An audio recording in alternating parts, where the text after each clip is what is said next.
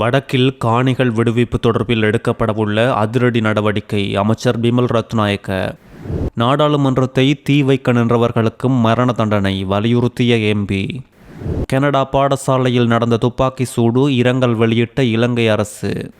போலீசாரை உடனடியாக கைது செய், உயிரிழந்த சிறுவனுக்கு நீதி வேண்டி சிறுவனின் சடலத்துடன் போராட்டம். உங்கள் தொலைபேசி தொலைந்தால் உடனடியாக இதை செய்யுங்கள், அவசர கோரிக்கை. போதையில் பேருந்து செலுத்திய 7 பேர் பிலியந்தலையில் அதிரடி கைது. பதவியை இழந்த சோஹாரா புகாரி.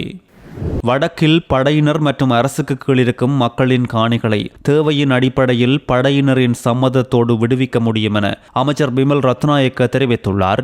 60 மாதங்கள் பணியாற்றுவதற்காக எமது அரசாங்கம் அமைக்கப்பட்டுள்ளது. பாதிக்கப்பட்ட மக்களுக்கு கடந்த காலங்களில் அரசாங்கம் வழங்கிய பணத்தை விடவும் எமது அரசு அதிக பணத்தை வழங்கியுள்ளது. டிட்வா சூறாவளியால் பாதிப்படைந்த மக்களுக்கும் அதிகளவான நிவாரண உதவிகள் வழங்கப்பட்டுள்ளதோடு எமது அரசாங்கம் பணத்தினை தேவையில்லாது செலவு செய்யாமல் மீதப்படுத்தியதாலேயே இந்த பணத்தை வழங்க முடிந்தது என்றும் தெரிவித்துள்ளார். எமது ஜனாதிபதி அனுர வறிய மக்களின் நிலைமையை அறிந்து கொள்ளும் மனநிலையிலேயே செயற்படுகின்றார் என்றும் டிட்வா புயலில் அழிவடைந்த வீடுகளுக்கு 50 லட்சம் ரூபாய் வழங்கப்படுவதை எங்களால் கூட நம்ப முடியாமல் இருந்தது என்றும் தெரிவித்துள்ளார். எங்களால் ஒரேயொரு வீடுள்ளவர்களின் மனநிலைமைகளை புரிய முடிகின்றது. இவ்வாறானவர்களின் கஷ்டங்களை வவுனியாவில் ஒரு வீடு, கொழும்பில் ஒரு வீடு மற்றும் லண்டனில் ஒரு வீடு இருப்பவர்கள் அறிய போவதில்லை என்றும் சுட்டிக்காட்டியுள்ளார். அமெரிக்க புலனாய்வுத்துறையினர் கோட்டபாய ராஜபக்ச ஜனாதிபதியாக பதவியேற்ற நாளிலிருந்து அவரின் வேலைகளை அவதானித்து வந்ததாக தன்னிடம் குறிப்பிட்டார் என்று அசங்க அபேகுணசேகர தெரிவித்துள்ளார். அசங்க அபேகுணசேகர பூகோளவியல் அரசியல் சர்வதேச பாதுகாப்பு ஆய்வாளர் என்பதோடு விரிவுரையாளர், ஆசிரியர் மற்றும் கட்டுரையாளர் என்பதும் குறிப்பிடத்தக்கது. இவர் முன்னாள் அரசியல்வாதி ஓசி அபேகுணசேகரவின் மகன். அறகலைய போராட்டத்தின் நேரம் மறைக்கப்பட்ட பல உண்மைகளை winds of change, the millennium project USA என்ற ஆங்கில நாவலில் விளக்கமாக தெரிவித்துள்ளார். குறித்த நாவலில் ஈஸ்டர் தாக்குதல், இலங்கையில் ஏற்பட்ட வங்குரோத்து நிலை தொடர்பாகவும் பல திடுக்கிடும் கதைகளை அவர் எழுதியுள்ளதோடு அந்த நூலில் அறகலைய போராட்டம் தொடர்பில் பல முக்கிய விடயங்கள் பதிவாகியுள்ளது. 2022ஆம் ஆண்டு கோட்டபாய ராஜபக்சவை பதவியிலிருந்து அனுப்புவதற்காக முன்னெடுக்கப்பட்ட செயற்பாட்டுக்கு அமெரிக்க புலனாய்வு பிரிவே ஆணையிட்டதாகவும் அவர்கள்தான் இயக்கியதாகவும் தெரிவித்துள்ளார். கோட்டபாய எழுதிய புத்தகத்தில் கூட இவை தொடர்பில் குறிப்பிடப்படவில்லை என்பதோடு அரசியல் அரங்கிலும் எதுவும் இது தொடர்பில் பேசப்படவில்லை. இந்த விடயம் தொடர்பில் கோட்டபாயவிடம் கேள்வி கேட்டபோது அவர் எந்த கருத்தும் தெரிவிக்கவில்லை என்றும் தெரிவித்துள்ளார். இலங்கை ஜனாதிபதி ஒருவர் அமெரிக்க புலனாய்வு பிரிவின் பிடியில் இருந்துள்ளமை அதிர்ச்சிக்குள்ளாக்கும் விடயமாகும் என்றும் அசங்க அபேகுணசேகர, மஹிந்த ராஜபக்ச மற்றும் மைத்திரிபால சிறிசேனா ஆகியோரிடம் அரசியல் நியமனங்களை பெற்றுக்கொண்ட நபர் என்பதோடு 2019ஆம் ஆண்டு கோட்டபாய ஜனாதிபதியாக பதவியேற்ற நாளிலிருந்து இலங்கைக்கான அமெரிக்க தூதுவர் ஆலயத்தின் அதிகாரி ஒருவர் தனது செயற்பாடுகளை உன்னிப்பாக அவதானித்து வந்ததாகவும் குறிப்பிட்டுள்ளார். அறகலைய போராட்டத்தில் நாடாளுமன்ற வளாகத்திற்கு தீ வைக்க நின்றவர்களுக்கும் மரண தண்டனை விதிக்கப்பட வேண்டும் என ஐக்கிய மக்கள் சக்தி நாடாளுமன்ற உறுப்பினர் SM மரிக்கார் இன்று கொந்தளித்துள்ளார். முன்னாள் நாடாளுமன்ற உறுப்பினர் அமரகீர்த்தி அத்துக்கோரளவை கொலை செய்த பின்னணியில் 12 பேருக்கு மரண தண்டனை விதிக்கப்பட்டது போன்று இவர்களுக்கும் மரண தண்டனை விதிக்க வேண்டும் என அவர் குறிப்பிட்டுள்ளதோடு அறகலைய காலத்தில் முன்னாள் நாடாளுமன்ற உறுப்பினர் அமரகீர்த்தி அத்துக்கோரளவை கொலை செய்ததாக குற்றம் சாட்டப்பட்டவர்களுக்கு நீதிமன்றம் வழங்கிய தீர்ப்பை நாங்கள் வரவேற்கின்றோம். ஆனாலும் நாடாளுமன்ற வளாகத்துக்கு தீ வைக்க முயன்றவர்களுக்கும் அதே தண்டனை வழங்கப்பட வேண்டும். தற்போதைய அரசாங்கத்தில் உள்ள சில அமைச்சர்கள் இந்த முயற்சிக்கு பின்னால் இருந்துள்ளதாகவும் இவர் தெரிவித்துள்ளார்.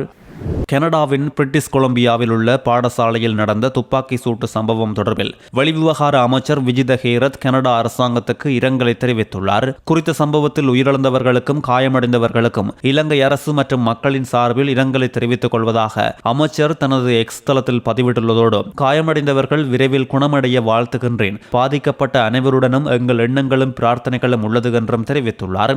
பாடசாலைக்குள் நுழைந்து பெண் நடத்திய துப்பாக்கி சூட்டில் 7 பேர் உயிரிழந்துள்ளதோடு துப்பாக்கி சூட்டினால் உயிரிழந்த மேலும் 2 சடலங்கள் பாடசாலைக்கு அருகில் கண்டெடுக்கப்பட்டதாக சர்வதேச ஊடகங்கள் செய்தி வெளியிட்டுள்ளது.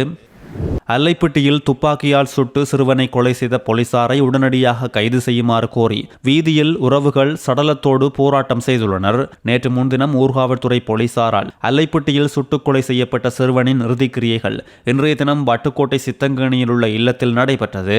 இந்த நேரம் பதாகைகளை தாங்கி சடலத்தோடு நின்ற உறவுகள் வீதியில் இருந்து போலீசாரை கைது செய், எமது பிள்ளைக்கு நீதி வேண்டும், போலீசாரின் அராஜகம் தொடர்கின்றது என கோஷமிட்டவாறு போராட்டத்தில் ஈடுபட்டுள்ளனர்.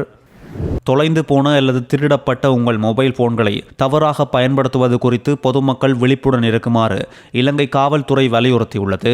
தவறவிடப்பட்ட தொலைபேசிகள் பெரும்பாலும் சட்டவிரோத நடவடிக்கைகளுக்கு பயன்படுத்தப்படுவதாக எச்சரிக்கை விடுக்கப்பட்டுள்ளது. மொபைல் போன்களின் திருட்டு, தவறவிடப்பட்டமை தொடர்பான புகார்கள் நாடு முழுவதும் உள்ள காவல் நிலையங்களுக்கு தினமும் வந்த வண்ணம் உள்ளது.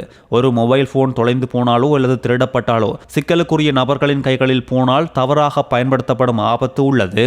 இவ்வாறான தவறான பயன்பாடு குறித்து பொதுமக்கள் விழிப்புடன் இருக்க வேண்டும் என்றும் உடனடி முன்னெச்சரிக்கை நடவடிக்கைகளை எடுக்க வேண்டும் என்றும் காவல்துறை கேட்டுக் கொண்டுள்ளது.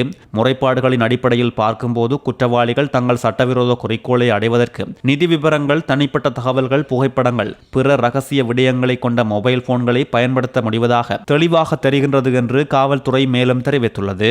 ஒரு மொபைல் போன் தொலைந்து போனாலோ அல்லது திருடப்பட்டாலோ சிம் கார்டு பெறப்பட்ட அந்தந்த சேவை வழங்குனர் மூலம் சிம் கார்டு செயலிழக்க செய்யலாம். இந்த நடவடிக்கை மூன்றாம் தரப்பினர் சட்டவிரோத அல்லது சமூக விரோத நடவடிக்கைகளுக்கு தொலைபேசியை பயன்படுத்துவதை தடுக்கின்றது என்றும் தெரிவித்துள்ளனர். பொதுஜன பெரமுன கட்சியுடன் இணைந்து பயணிக்க எவ்விதமான தீர்மானமும் இதுவரை எடுக்கவில்லை என ஐக்கிய மக்கள் சக்தியின் நாடாளுமன்ற உறுப்பினர் சமிந்துராணி கிரியல்ல தெரிவித்துள்ளார்.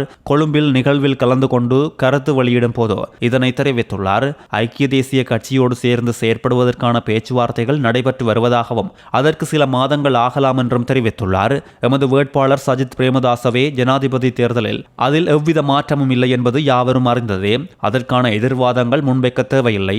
ஏனென்றால் எமக்கு நாடாளுமன்றத்திலும் வெளியிலும் மக்கள் பலம் அதிகம் உள்ளது என்று தெரிவித்துள்ளார். எதிர்க்கட்சி எம்பிக்களும் அதிகம் எமக்கே இருக்கின்றனர். எமது கட்சிக்கு அடிமட்டத்தில் பலம் அதிகரித்து வருவதாகவும் இவர் தெரிவித்துள்ளார். போதைப்பொருள் பயன்படுத்தி தனியார் பேருந்துகளில் பயணத்தில் ஈடுபட்டிருந்த 7 சாரதிகள் மற்றும் நடத்துனர்கள் பிலியந்தலை காவல்துறையினரால் கைது செய்யப்பட்டுள்ளனர். பிலியந்தலை பிரதான பேருந்து நிலையத்திலிருந்து தொடங்கும் மற்றும் பிலியந்தலை ஊடாக பயணிக்கும் தனியார் பேருந்து ஊழியர்களை இலக்காக வைத்து விசேட சோதனை நடத்தப்பட்டதில் 170 சாரதிகள் மற்றும் நடத்துனர்கள் பரிசோதிக்கப்பட்டுள்ளனர். அவர்களுள் 7 பேர் போதைப்பொருள் பயன்படுத்தி இருப்பது உறுதி செய்யப்பட்டதை அடுத்து கைது செய்யப்பட்டுள்ளனர். பயணிகளின் பாதுகாப்பை உறுதிப்படுத்தும் வகையில் இவ்வாறான திடீர் சோதனைகள் தொடரும் என காவல்துறை தெரிவித்துள்ளது. கொழும்பு மாநகர சபை உறுப்பினர் சொஹாரா புகாரி அந்த மாநகர சபையின் உறுப்பினர் பதவியை ராஜினாமா செய்துள்ளதாக வர்த்தகமானி அறிவித்தலில் தெரிவிக்கப்பட்டுள்ளது. உள்ளூர் அதிகார சபை தேர்தல் கட்டளை சட்டத்தின் கீழ் கொழும்பு மாநகர சபையின் திருமதி முகமது புகாரி பாத்திமா சொஹாரா ஸ்ரீலங்கா முஸ்லிம் காங்கிரசின் உறுப்பினராக இருந்து நீக்கப்பட்டதால் மாநகர சபை உறுப்பினர் பதவியை ராஜினாமா செய்துள்ளதாக கொழும்பு மாநகர சபையின் தேர்தல் அதிகாரியான பியூமி அட்டிகல கையொப்பத்தில் வெளியான வர்த்தமானி அறிவித்தலில் தெரிவிக்கப்பட்டுள்ளது. 2026 ஆண்டுக்கான கொழும்பு மாநகர சபையின் வரவு செலவு திட்ட வாக்கெடுப்பில் கட்சியின் அறிவுறுத்தலுக்கு மாறாக தன்னுடைய வாக்கை தேசிய மக்கள் சக்திக்கு ஆதரவாக வழங்கியதன் காரணமாக கட்சியினால் ஒழுக்காற்று நடவடிக்கைக்கு உட்படுத்தப்பட்டதோடு ஸ்ரீலங்கா முஸ்லிம் காங்கிரஸ் கட்சியின் செயலாளர் நாயகமான ஜனாதிபதி சட்டத்தரணி பாராளுமன்ற உறுப்பினர் நிசாம் காரியப்பர் அவரை கட்சியிலிருந்து நீக்குவதற்கான நடவடிக்கை எடுத்ததும் குறிப்பிடத்தக்கது.